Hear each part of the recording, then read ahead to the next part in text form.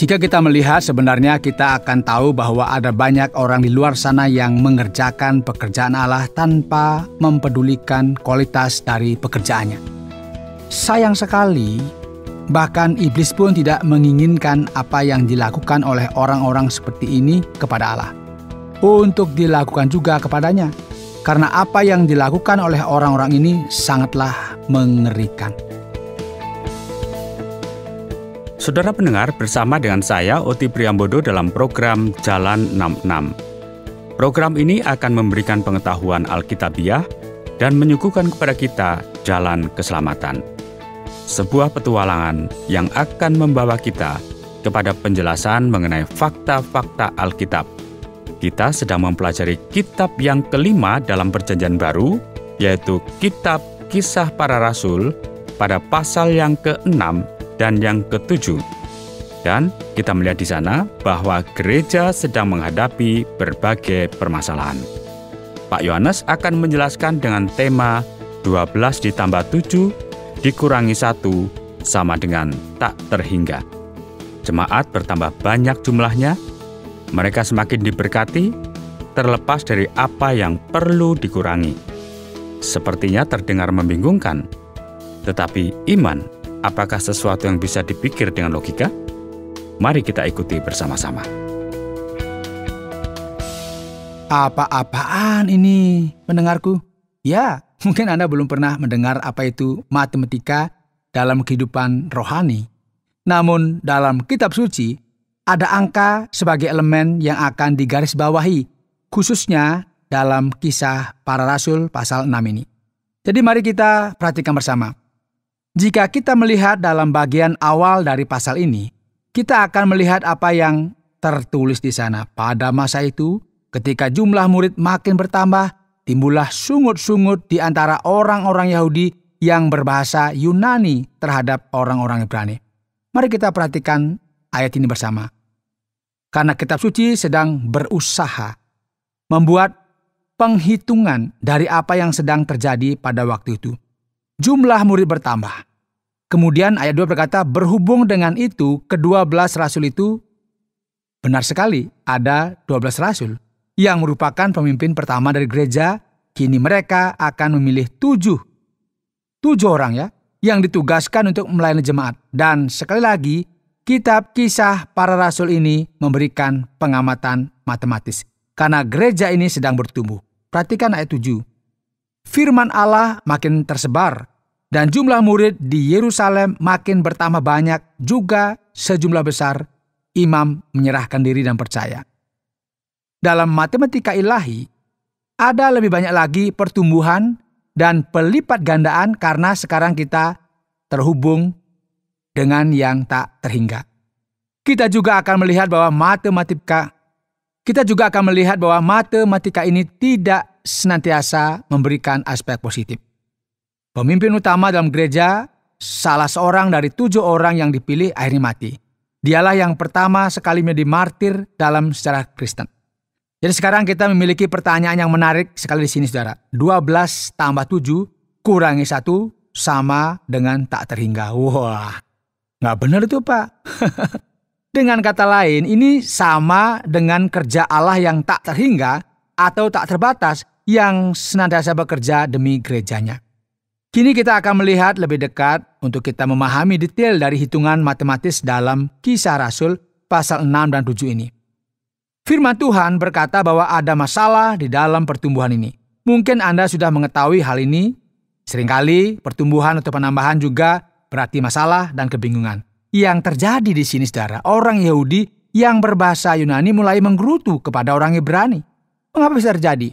Karena janda-janda dalam kelompok mereka dilupakan dalam hal pembagian bantuan. Oleh karena itu pemimpin gereja berkata, saudara-saudara, mari kita mulai menata diri kita. Kita tidak bisa melalaikan pelayanan firman untuk melayani meja dan melayani janda-janda.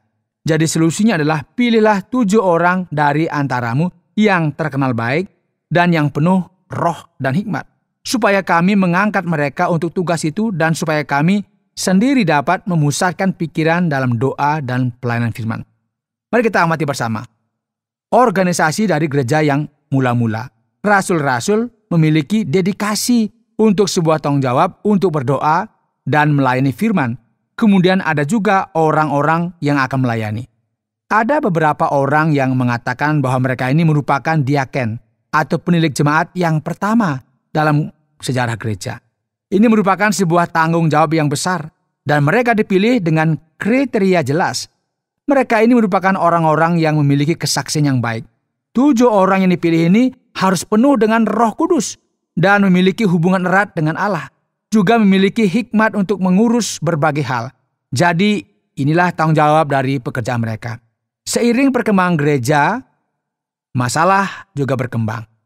Masalah senantiasa mengiringi pertumbuhan ini, namun solusi harus ikut dibuat. Benar sekali.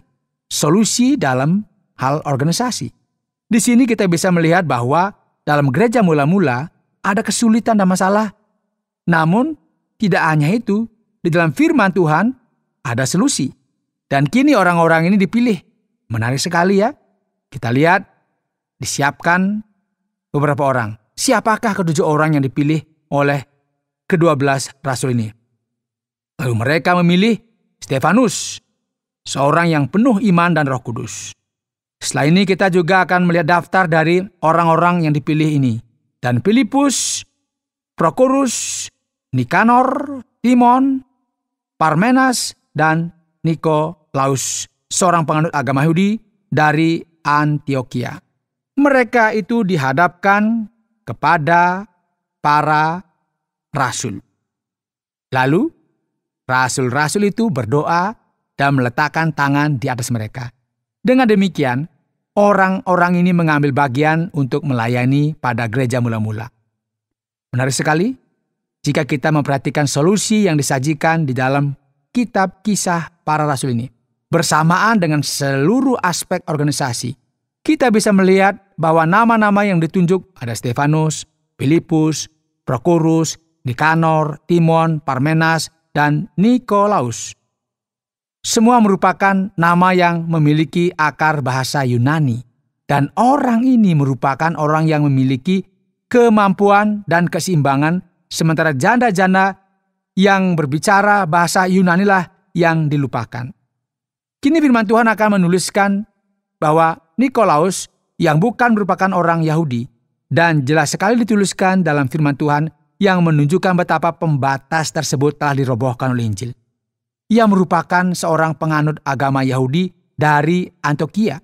Jadi dia ini merupakan seorang asing yang telah menganut paham Yudaisme.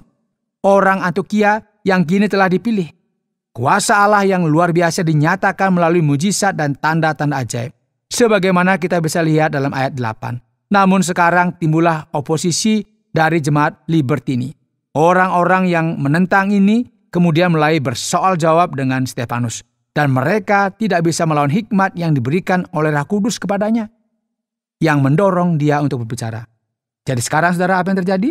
Mereka menghadirkan saksi palsu untuk berkata bahwa Stefanus telah menghujat Musa dan Allah.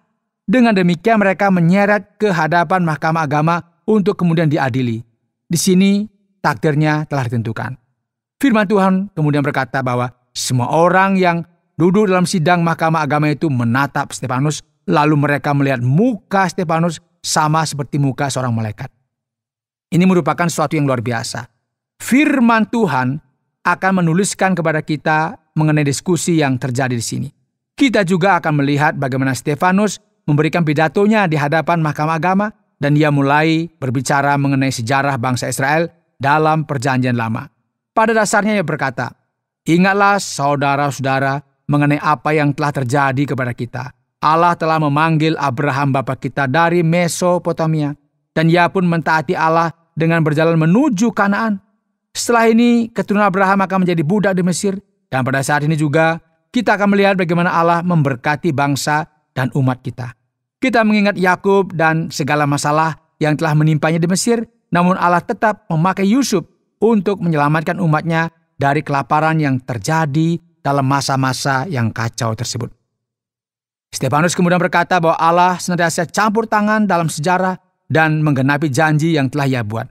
Beberapa waktu setelah itu, Musa dibawa oleh Allah untuk membebaskan bangsa Israel keluar dari Mesir, dari perbudakan yang mereka sedang alami. Namun di dalam ayat 26, kita bisa melihat bahwa Musa menghadapi masalah dengan umat tersebut. Karena dikatakan di sana bahwa mereka berkelahi dan berselisih paham. Namun Musa tidak lari dari tanggung jawab yang diberikan kepadanya. Kemudian setelah ini Allah memanggilnya ke Gunung Sinai, dan tentu kita semua mengetahui cerita yang terkenal ini. Sekali lagi kita juga melihat bahwa bangsa tersebut menolak Musa dan berkata, "Siapakah yang telah mengangkat engkau menjadi hakim atas kami?" Musa masih tetap menjadi berkat oleh karena Allah sendirilah yang memberikan arahan kepadanya. Ia jugalah yang memimpin bangsa Israel keluar dari Mesir. Dan kemudian apa yang terjadi? Setelah mereka dituntun keluar dari bangsa Mesir, ketika mereka sedang di bawah pimpinan Harun, mereka memintanya untuk membuatkan ilah yang berbentuk patung lembu. Jadi pada dasarnya, apa yang disampaikan Stefanus adalah bahwa Allah senantiasa bekerja bagi umatnya dalam perjanjian lama, dan umatnya justru tidak menanggapi hal itu. Apa yang mereka lakukan? Mereka tidak mendengarkan Musa. Dan kita bisa melihat di sini ada sebuah kutipan yang keras yang diambil dari kitab Nabi Amos pasal 5 ayat yang ke-15 dan 17. Yang sesuai dengan versi asli perjanjian lama yang berkata, "Malahan kamu mengusung kemah Molok dan bintang dewa Refan." Dan akhirnya mereka dibuang sampai ke Babel sebagai akibat ketidaktaatan mereka ini. Kemudian apa yang terjadi di sepanjang sejarah? Allah memanggil Daud. Kemudian Daud ingin mempersembahkan rumah bagi Allah, namun Allah tidak begitu peduli dengan rumah atau bait yang akan dibuat bagi dia. Karena dia adalah Allah yang menciptakan langit dan bumi, dan segala sesuatu merupakan kepunyaannya. Dan mari kita perhatikan apa yang terjadi kepadanya pada masa lampau. Ayat 51. "Kamu selalu menentang Roh Kudus, sama seperti nenek moyangmu, demikian juga kamu." Perkataan Stefanus ini begitu keras. Ia berkata, siapakah dari nabi-nabi yang tidak dianiaya oleh nenek moyangmu? Bahkan mereka membunuh orang-orang yang lebih dahulu memberitakan tentang kedatangan orang benar. Dan sekarang kita tahu bahwa apa yang terjadi ini bukanlah hal yang baru. Karena Allah senantiasa bekerja demi bangsa ini. Namun mereka senantiasa menolaknya. Nilai kalian dihadapkan Allah adalah negatif. Kalian ini bukannya makin baik, bukan makin naik, namun perlahan-lahan tenggelam. Kalian bukannya bertambah banyak, justru semakin berkurang. Dan segala sesuatu yang ia katakan ini membuat mahkamah agama semakin marah. Mereka menjadi geram dan menggertakkan gigi terhadap dia. Tetapi Stefanus yang penuh dengan Roh Kudus menatap ke langit, lalu melihat kemuliaan Allah dan Yesus berdiri di sebelah kanan Allah. Dan pada saat penderitaan dan kesukaran ini berteriak-teriaklah mereka, dan sambil menutup telinga serentak menyerbu dia. Stefanus menyerahkan dirinya kepada Tuhan Yesus, dan ketika ia berdoa dalam roh sambil berlutut, ia berseru dengan suara nyaring, "Tuhan, janganlah tanggungkan dosa ini kepada mereka." Dan dengan perkataan itu meninggallah ia. Di sini juga kita akan melihat keikutsertaan seseorang yang bernama Saulus, yang nantinya akan kita kenal sebagai Paulus. Pendengar yang dikasihi oleh Tuhan, inilah penjumlahan Allah yang luar biasa.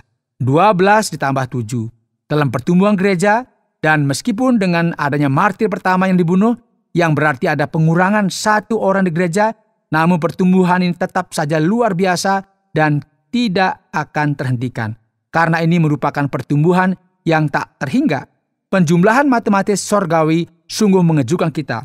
Karena di luar pemikiran kita, 12 ditambah 7 dikurangi 1 sama dengan tak terhingga. Ya, semua ini oleh karena kuasa Allah yang tak terhingga. Dan inilah yang membuat gereja berkembang sesuai dengan rencananya. Anda sedang mendengarkan Jalan 66 dalam rangkaian Kitab Kisah Para Rasul pasal yang ke-6 dan yang ke-7 yang telah dijelaskan oleh Pak Yohanes dengan topik 12 ditambah 7 dikurangi 1 sama dengan tak terhingga. Kini kita akan melanjutkan perjalanan kita dalam Kitab Kisah Para Rasul pasal yang ke-6 dan yang ke-7. Dan Pak Yohanes akan memberikan kepada kita jawaban-jawaban sebagai pertanyaan yang akan kita sampaikan. Pak Yohanes, pada pasal ini berbicara mengenai orang Yahudi yang berbicara bahasa Yunani atau sering juga disebut kaum Helenis dan orang Ibrani. Saya agak bingung mengenai hal ini, Pak Yohanes. Siapakah orang ini sebenarnya dan apa yang terjadi pada saat ini?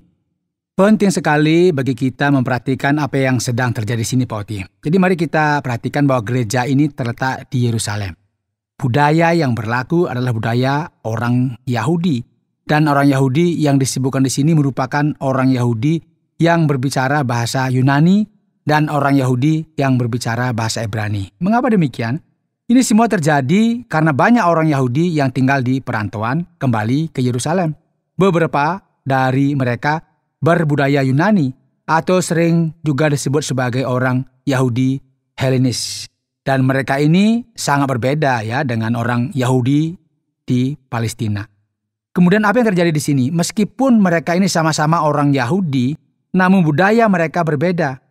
Jadi gereja ini terpecah dan hal ini jugalah yang menimbulkan beberapa masalah sejak awal terbentuknya gereja ini. Senantiasa ada kelompok yang mementingkan orang-orang yang lebih dekat dengan mereka secara budaya, sehingga kini mereka perlu solusi untuk menyelesaikan masalah yang terjadi di antara mereka. Berikut Pak Yohanes, dapatkah kita berkata bahwa ketujuh orang dalam Kisah Para Rasul pasal 6 ini merupakan diaken pertama dalam sejarah gereja? Apa saja sih sebenarnya karakteristik dan pekerjaan mereka? Menarik sekali ya, seperti hari-hari ini juga kita berpikir tentang diaken. Mereka ini merupakan orang yang penting, yang mungkin mengenakan pakaian yang berbeda. Dan jika mereka melakukan sesuatu yang salah, sesuatu yang kasar, maka banyak orang kemudian akan memandang mereka dengan hina. Namun dalam perjanjian baru, kita akan melihat sesuatu yang berbeda. Tujuan dari diaken adalah untuk melayani. Jadi apa yang terjadi? Ada masalah yang perlu diselesaikan dengan segera, dan mereka tidak berdebat mengenai ini, mengenai siapa yang lebih baik dari yang lain, siapa yang memiliki posisi lebih tinggi, namun mereka fokus untuk menyelesaikan masalah yang terjadi. Jadi bagaimana menyelesaikan masalah ini? Caranya adalah dengan memilih ketujuh orang ini untuk menyelesaikan masalah yang spesifik yang terjadi ini. Dengan karunia dan kemampuan untuk mereka gunakan dengan baik. Namun jika kita melihat dalam surat-surat para rasul lainnya, kita akan melihat bahwa ada posisi yang khusus di gereja. Di sana terdapat posisi sebagai diaken, kemudian pendeta dan seterusnya. Kurang tahu mengenai hal ini, namun banyak ahli beranggapan bahwa ini merupakan lahirnya gagasan mengenai diaken. Memang sangat mungkin ya hal ini terjadi, tetapi mungkin juga tidak seperti ini. Ini hanya sebuah benih yang nantinya akan berbunga gitu ya. Dan lahirnya posisi diaken. Namun gagasan mengenai diaken ini sendiri memang merupakan seseorang yang melayani di gereja sesuai dengan arahan yang terdapat dalam perjanjian baru. Baik, terima kasih banyak Pak Yohanes. Jadi sekarang Pak Yohanes, siapakah yang memberikan tuntutan yang sedemikian banyak untuk pekerjaan ini? Bukankah mereka itu hanya perlu menunggu di meja saja? Ya Pak Oti, sebenarnya tidak ada banyak tuntutan sebagaimana yang kita pikirkan. Mereka bukanlah seorang spesialis atau apapun. Poin utama yang terdapat di sini adalah bahwa segala sesuatu yang dilakukan di gereja haruslah dilakukan dengan setulus mungkin. Jadi masalahnya bukanlah apa yang kita lakukan, namun kita melakukannya untuk siapa. Jika kita melihat, sebenarnya kita akan tahu bahwa ada banyak orang di luar sana yang mengerjakan pekerjaan Allah tanpa mempedulikan kualitas dari pekerjaannya. Sayang sekali memang. Bahkan iblis pun tidak menginginkan ya apa yang dilakukan oleh orang-orang seperti ini kepada Allah untuk dilakukan juga kepadanya, karena apa yang dilakukan oleh orang-orang ini sangatlah mengerikan. Dan firman Allah di sini menuliskan kepada kita bahwa menunggu di meja saja bukanlah merupakan pekerjaan. Namun ini semua merupakan sesuatu yang berkaitan dengan pelayanan dan pekerjaan bagi kerajaan Allah. Jadi orang-orang ini harus bisa dipercaya dan memiliki kesaksian yang baik. Mereka harus merupakan orang yang rohani serta penuh dengan hikmat. Jadi ketika seseorang akan melayani di sebuah gereja, Mereka perlu memiliki kematangan. Mereka perlu menempatkan diri mereka pada tempat yang semestinya, supaya mereka tidak melakukan sesuatu yang salah yang akan mengacaukan segala sesuatunya, dan ini merupakan sesuatu yang perlu diaplikasikan dalam segala hal. Tidak ada seorang pun yang perlu menjadi Superman atau Wonder Woman untuk melayani Allah. Namun, yang mereka perlukan adalah dedikasi dan dapat dipercayai. Selanjutnya kita melihat pada pasal yang ke-7 dari kitab Kisah Para Rasul ini. Kita melihat Stefanus merupakan target utama dari mereka yang menentang Injil. Kemudian ia menceritakan mengenai Israel kepada orang yang menentang dia. Bukankah mereka ini sudah memahami cerita ini, Pak Yohanes? Ataukah ada sesuatu yang lain yang perlu untuk mereka mengerti? Atau mungkin mereka juga belum mengetahui? Pak Oti, masalahnya sebetulnya bukan antara mereka sudah mengetahui hal ini atau belum. Masalahnya sekarang ada dengan penafsiran dari kisah ini. Apa yang terjadi? Pada saat ini para kaum religius dari bangsa Yahudi dan para umat sebenarnya membentuk sebuah nasionalisme yang luar biasa. Mereka berkata, kami ini lebih baik dari orang lain. Maka apa yang dilakukan Stefanus ini merupakan sesuatu yang akan menghancurkan kaum nasionalis ini dengan berkata, betapa banyaknya hal luar biasa yang telah Allah lakukan di negeri orang asing ketika leluhur kita tinggal di sana. Di Mesir, di Mesopotamia, dan jika kita memperhatikan semuanya, bangsa kitalah yang tidak taat kepada Allah, meskipun kita ini adalah umat pilihan Allah. Sebaliknya ketika kita melihat sejarah, setiap kali Allah mencoba untuk melakukan sesuatu bagi kita, hal tersebut akan sulit sekali. Kita ini merupakan orang yang keras kepala, yang mengakibatkan situasinya menjadi sulit. Dan apa yang terjadi sekarang juga sama. Kalian melakukan sama seperti apa yang telah dilakukan oleh para leluhur kita. Sekarang, mari kita mulai berpikir bahwa orang Yahudi merupakan orang yang lebih rumit dari orang lain. Inilah yang menjadi realita dari setiap manusia yang ada di muka bumi ini. Jika hati manusia itu tidak diubahkan atau mengalami transformasi dari Roh Kudus Allah, kita tidak akan pernah mengerti apa yang Allah firmankan. Jadi apa yang Stefanus katakan di sini adalah bacalah ulang cerita tersebut. Apakah bisa kita katakan bahwa Stefanus merupakan kerikil dalam sepatu mereka, Pak? Benar sekali, Pak Oti, benar. Jadi sekarang mari kita coba perhatikan, matematika ilahi ini sepertinya memiliki sedikit perbedaan ya Pak Yohanes. Dalam kitab Kejadian, di sana dikatakan 70. Dan bagian ini, dalam Kisah Para Rasul, pasal yang ke-7 dikatakan 75 orang. Dalam Keluaran dikatakan 430 tahun. Dan di sini hanya dikatakan 400. Apakah ada kontradiksi di sini Pak Yohanes? Atau ini hanyalah masalah yang tak terhingga ini, Pak? Mari kita cermati bagian ini. Memang benar bahwa dalam kitab Kejadian, jika kita membaca, kita akan menemukan angka 70. Hal ini disebabkan oleh karena bagian dari Kisah Para Rasul ini berdasarkan terjemahan bahasa Yunani yang melihatnya dari sudut pandang yang berbeda. Bukan berarti ini merupakan sudut pandang yang salah ya. Hanya saja dalam terjemahan bahasa Yunani, hal ini dikatakan oleh karena satu anak Manasye, dua anak Efraim, juga seorang cucu dari masing-masing mereka, sehingga jumlahnya 75. Jadi ini tergantung dari siapa yang menghitungnya dan siapa yang tidak diikutsertakan di sini.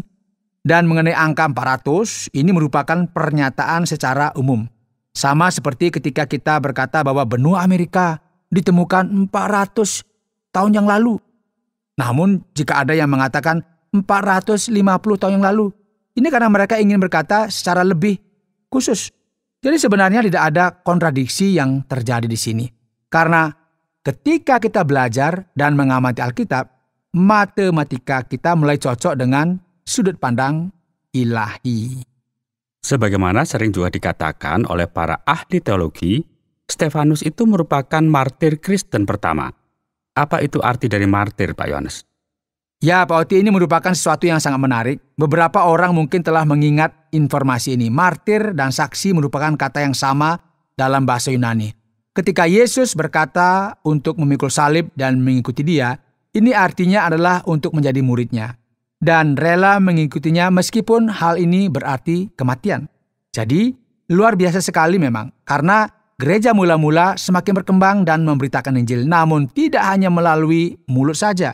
Namun mereka menyatakan kepercayaan mereka ini melalui penderitaan, melalui penjara, dan bahkan melalui kematian. Apakah kita memiliki nyali yang sama seperti Stefanus? Apakah kesaksian saudara merupakan kesaksian tentang kesetiaan sampai kepada maut? Ini merupakan sesuatu yang harus kita pikirkan kembali dan renungkan. Baik, terima kasih banyak untuk semua penjelasan yang sudah disampaikan. Saatnya kita akan sampai kepada bagian kesimpulan dari Kitab Kisah Para Rasul pasal yang ke-6 dan yang ke-7. Saudara pendengar, dalam program Jalan 66 hari ini, kita telah mempelajari Kitab Kisah Para Rasul pasal yang ke-6 dan 7. Kini kita telah melihat adanya matematika yang berbeda. 12 ditambah 7 dikurangi 1 sama dengan tak terhingga. Ya, benar sekali. 12 rasul dan 7 orang yang dipilih untuk melayani, yang menunggu di meja, kecuali satu, yaitu Stefanus, yang kemudian menjadi martir yang telah mati. Dan semua ini sama dengan kuasa Allah yang tidak terhingga, yang turut campur dalam sejarah umat manusia untuk memberikan keselamatan bagi kita. Pendengar yang dikasihi oleh Tuhan, mungkin Anda kini menjadi bingung dengan semua angka ini. Namun, ketahuilah bahwa kehidupan Kristen memang memiliki hitungan matematika yang berbeda.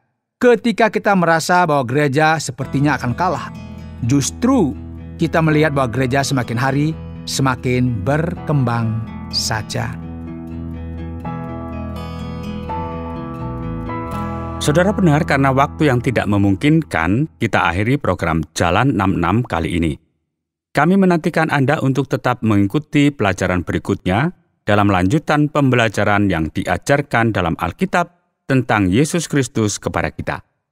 Saudara, program Jalan 66 mengundang Anda untuk terus bersama dalam seri pembelajaran Alkitab yang memberikan pelajaran menyeluruh tentang firman Tuhan. Jika Anda memiliki pertanyaan atau berespon terhadap topik berhubungan dengan program ini, silakan menyampaikan melalui WhatsApp ke nomor 081 333 777 386. Terima kasih atas perhatian Anda.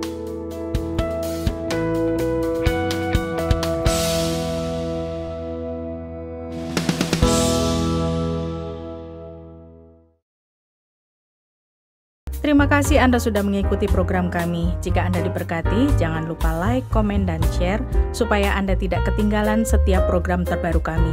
Jangan lupa juga untuk subscribe channelnya dan nyalakan loncengnya. Jika Anda ingin mendukung pelayanan kami, bisa melalui rekening kami berikut ini atau menghubungi kami di sini.